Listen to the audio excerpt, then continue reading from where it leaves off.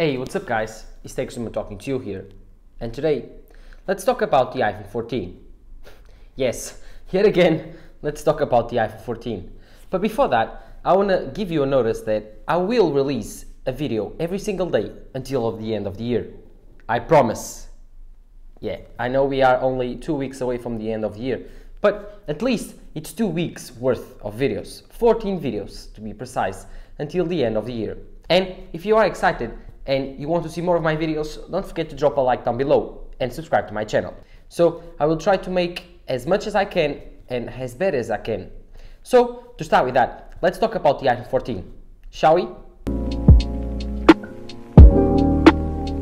So according to Minchi Kuo, we are expecting a 48 megapixel camera, but you might have heard that before, because this 48 megapixel camera leak has been around for weeks now. Every single Apple leaker has leaked this 48 megapixel sensor because it's not hard to predict. Some factories saw that and one Apple analyst saw that, and now everyone is repeating the same thing. And because there's a lot of leakers saying that, you might be considered to take that as almost confirmed. For now, I don't think it is, because Apple hasn't yet finalized the iPhone 14, but it's pretty damn sure and pretty damn secure that the Apple is at least working on a 48 megapixel sensor. And so it makes very much sense to think that Apple might be also considering using this sensor for the next iPhone. So this 48 megapixel sensor iPhone, how would it work? Would it make better photos? Like even better low light pictures? How will Apple use the 48 megapixel to their advantage? Well, if you think about it, a bigger sensor on a smaller type of phone has been around for almost a year now on the Samsung Galaxy S21 Ultra. Of course, if you see that as a downside, because the S20 Ultra, which was the first one to introduce under an 8 megapixel sensor, was not the greatest in terms of quality. If you think about it, it lost a lot of quality when focusing on subjects because it's such a big sensor that the focus behind it was that bad. So now it's actually very normal for you to think that these will take a hit in terms of quality when you are very close to a subject. But no, Apple will do something called pixel binning.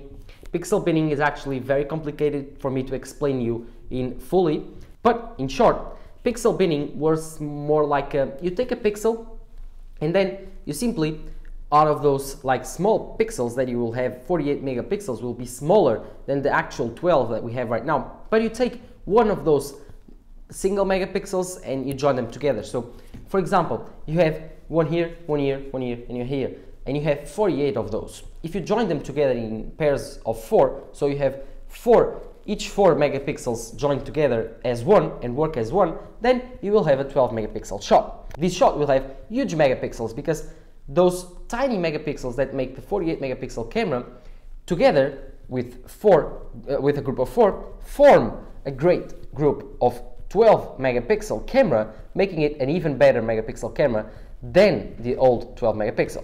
So with pixel binning, Apple is able to create even better photos in low light because the sensors can capture even more light, creating better low light photos than the older 12 megapixel camera present on the iPhone 13 Pro Max. But this camera also brings more improvements, as we saw on the Google Pixel 6 Pro or even the Samsung S21 Ultra. You have way better video quality and it's more crisp.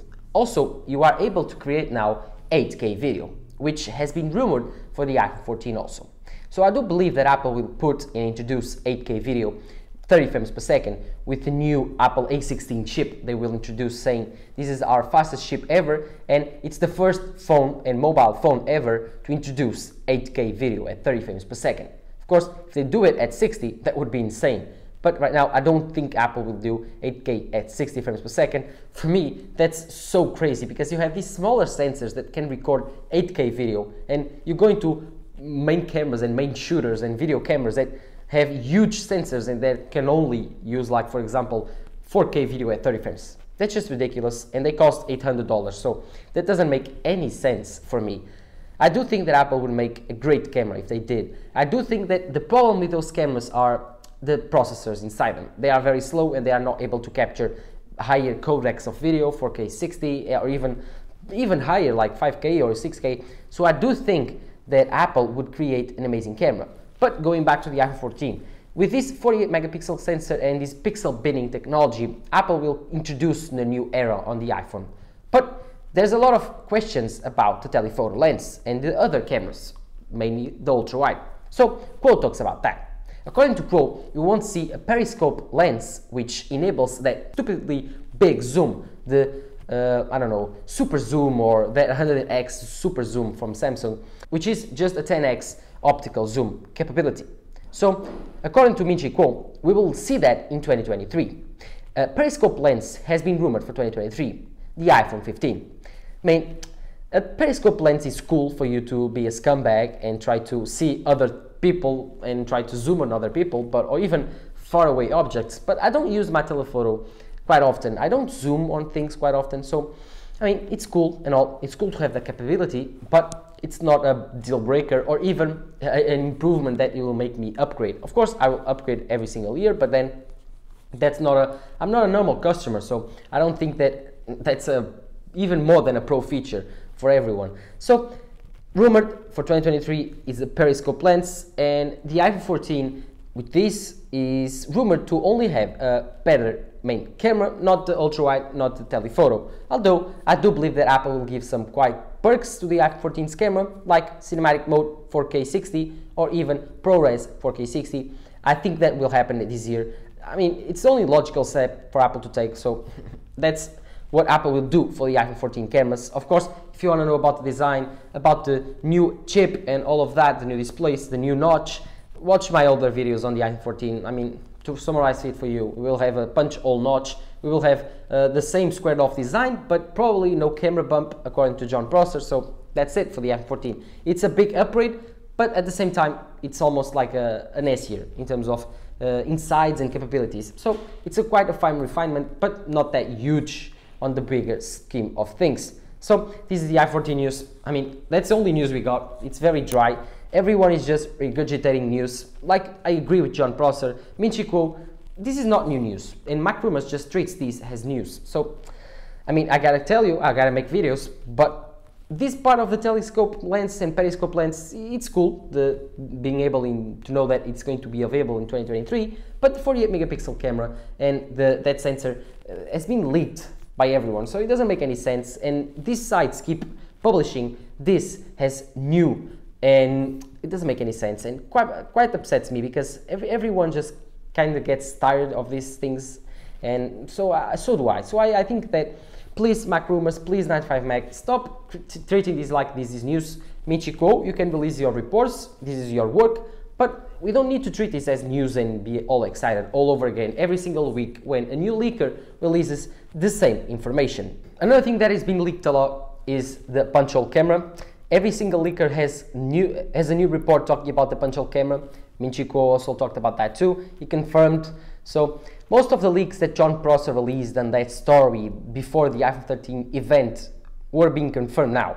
Like, it's crazy how a leaker could have this much information even before the launch of the iPhone 13. And so with all of these leakers now trying to create this illusion that it's confirmed, then I'm starting to believe that it is, because Mark Gurman, Minchi Quo, Dialek, Dylan DKD, even Ross Young, they are all confirming the same thing, and so I do think that Jon Prosser will be right, and it will be praised as one of his best leaks ever, because he leaked completely the iPhone 14 before the iPhone 13 event, which was crazy, it was cool to see, and I hope John is right this time, because I quite like him, I quite like his show, Front Page Tech, and I do think that he needs a win right now. After that MacBook Pro thing and the Apple Watch, I do think he needs a big win for his mentality, for his mind. I don't think that he really needs this, and I hope he's right. I hope that Apple creates this amazing iPhone 14. I do think it's pretty cool. It won't probably convince everyone, but at least the 14 models and the normal models, the 14 and 14 Max,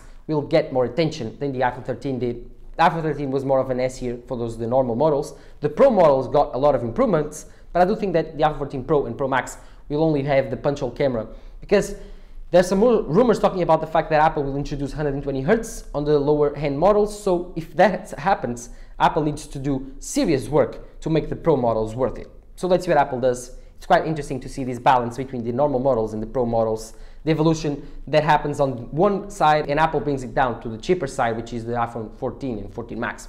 Let's see what they will do, if they will bring promotion finally to a non-pro product. So I mean, this part of the year is just boring. Apple doesn't release new products, so we must wait until the Apple March event, where they will release the M2 MacBook Air, the iMac Pro, and the new products, and the new cycle of video starts all over again.